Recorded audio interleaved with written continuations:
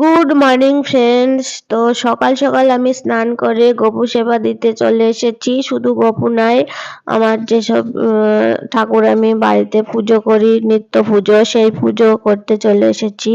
তো কোনোদিনই পুজো সেরকম ভাবে আমি শেয়ার করিনি, তো আজকে ভাবলাম রোজই রান্না বান্না খাওয়া দাওয়া দেখায়, তো আজকে ভাবলাম যে আপনাদের সঙ্গে একটুখানি শেয়ার করি। তো বিষয়টা হচ্ছে যে এখানে অনেক হিজিবিজি হয়ে রয়েছে, কারণ এই মানে ঘরটায় শুধু পুজোই করি, এখনো সেইভাবে আমি গুছিয়ে উঠতে পারিনি। আর আমি আপেলটা দেখাচ্ছি, আপেলটাই ছোট ছোট আপেল যেগুলা হয়, এই আপেলগুলো খেতে কিন্তু খুব মিষ্টি এবং ভালো খেতে, খেয়ে কোনো অসুবিধা হয় না।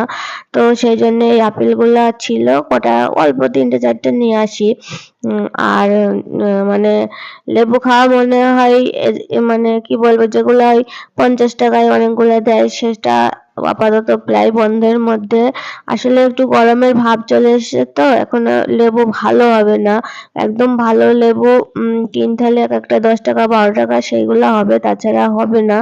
তো এখন আঙুরের সময় চলে এসেছে, টানের ভাব মানে আঙুরের সময়। এখন আঙুর কিনে গপুকে খাওয়াতে হবে, যখন যা যেমন জড়বে গপুকে আমরা সেরকমই দিই।